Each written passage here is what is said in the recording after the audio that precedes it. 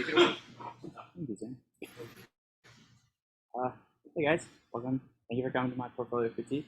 My name is Braedon Walkenhorst, and let me begin by telling you a little bit about myself. So, I am a creative technologies and music double major. I came in declared as a music major, and a little bit about my music background, sorry. I've been playing my clarinet since I was in middle school, so that's about 11 years. I've been doing music a lot before that, been doing music since then, and absolutely love it. I love making music in all sorts of different ways. So like I said, I came in declared as a music major, and coming into Barry, I had no idea that CRT even existed. I'd heard about this crazy thing called creative technologies. I thought, wow, that sounds really cool. I think I'd like that. So I signed up for CRT 101, and the rest is history. Since then, I've become one of the student lab directors, one of the crazy people who takes care of this place. And I've made lots of really cool projects. And I love making interactive projects in particular. One of the things that I love about CRT is that it allows you to combine what you love, your passions, with technology.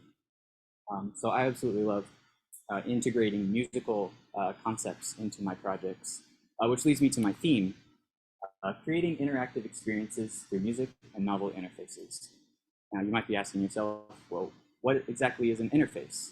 And my definition of an interface is something that allows you to interact with something else. So very common examples are like touch screens or buttons or knobs and sliders or things like that. So my projects, as I'm about to show you, don't use like those traditional types of interfaces. They tend to use like kind of wild stuff. So a few of my projects don't require you to touch anything whatsoever. And one just has you handle esoteric objects that don't seem like they have any method of interaction, no buttons or anything like that. And of course, musical projects as well. So for my first project, it's called the Fanto Piano. I had to take 2 years of piano lessons for my music degree, and to be honest, I didn't like it very much. It was very hard. It was not my favorite thing in the world. So I wanted to create a piano that was much easier to use. So easy, in fact, you don't even have to touch it. It's a touchless musical keyboard. I created this for a hackathon, which is a 4-hour design competition we have at Barry. And basically the way it works is it's got 7 different sensors that can all detect the distance that your hand is away from it. So each of these sensors sort of acts like a key on a piano.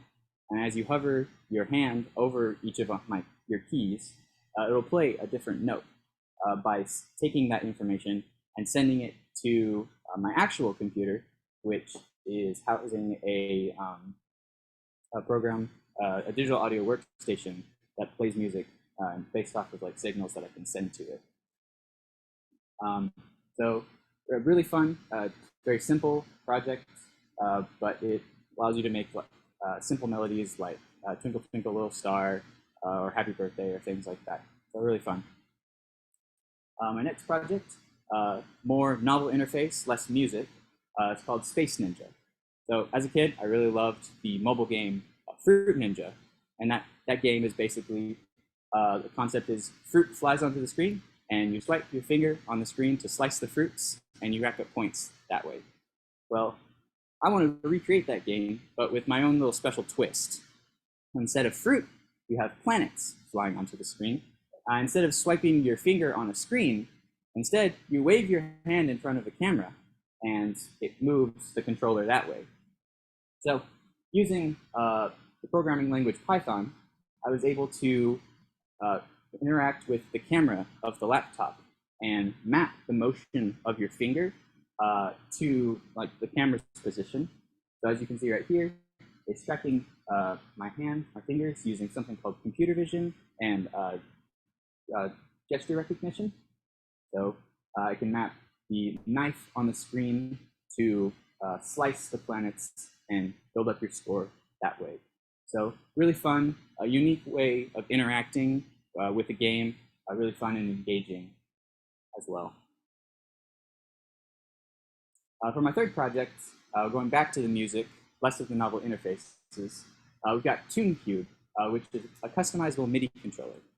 Now, what is a MIDI controller? Well, it's basically a box that has a bunch of buttons, knobs, sliders that all have pre-programmed commands that can be sent to control electronic music usually, but like control music that way. So I created one of my own, made it, I wanted to design it to make it very easy to use. So lots of different people could interact with this project and easily make music. So some of my design choices included being able to change between phases or like states so that you can make lots of different music. When you press a button, it will change colors to let you know that that button has been pressed. It will also it will remember that information when you change between states. So I designed a PCB, or a printed circuit board, which is a way of making a circuit more secure, a little bit stronger. I put my components on that. And the way it works is it takes those inputs, those button presses, knobs, and an Arduino Pro microcontroller, like a baby computer, takes in that information and sends the commands to my computer, which is using a program called Audio Tool, which is able to make that music. So to show that it worked, I performed in front of a crowd of people, in front of the first ever Raveberry, held right here in the design studio. So it works, and it's very user-friendly because you're performing in a high-intensity situation. So you're able to use it well enough under that high-pressure situation. For my capstone, I wanted to push the bounds of both music and technology just a little bit. I wanted to make an interactive project that allowed people to make music, kind of like my Fanto Piano or TuneCube. But this time I wanted people to be able to make changes to an ongoing soundscape that was playing in the room. So the way I did that is I created some circuits, some more PCBs that have a very simple circuit. It has an ESP32 microcontroller, that baby computer again. It's able to take information from a sensor, accelerometer sensor, which can get motion data. So as you move around, it's able to collect that data, and ESP32 is able to send that information wirelessly through Bluetooth to another computer, which is hosting a program called Sonic Pi, which is a code-based music creation software. This software is able to take that information that it got from the accelerometer gyroscope and make changes to the music dependent on how the shapes themselves were moved around. As for the shapes themselves, I 3D modeled and printed 3 unique 3D shapes to house each of my circuits. And together they make sounds. They come together to make sounds that form my soundscape. So, as you can see here, this is I have created a space specifically for my installation. It's in one of the shipping containers next to Hackberry. I wanted all the focus to be on the shapes themselves and not much else, so that the focus is on the shapes and also on the music. So not a lot of external distractions other than what you can very see and hear.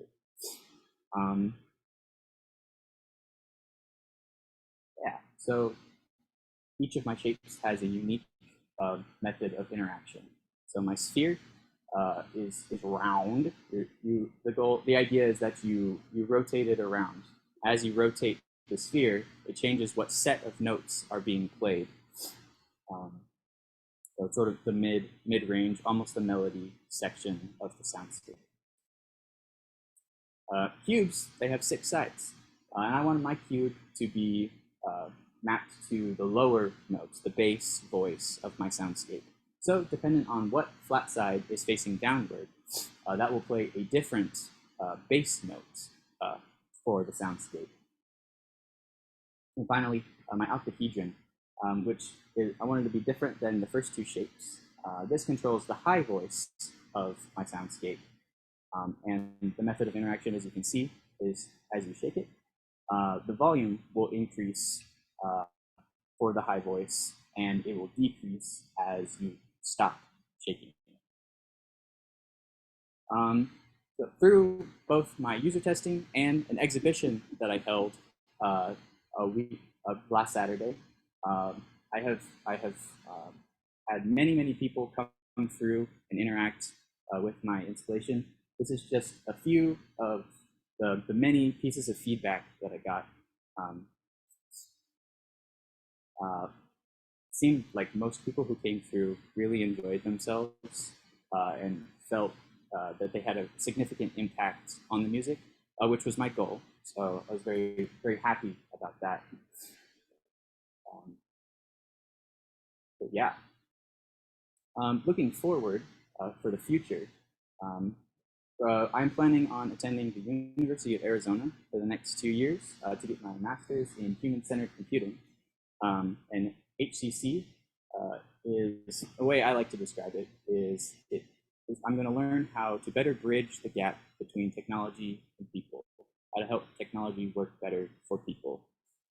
I'm hoping to use this knowledge that I gained with my HCC degree and both creative technologies to someday go into the entertainment industry and work on things like the companies of Meow Wolf and Disney Imagineering are doing all the time, every day, to create interactive experiences that are entertaining and fun for people to experience. So I'd love to do that someday. Thank you very much.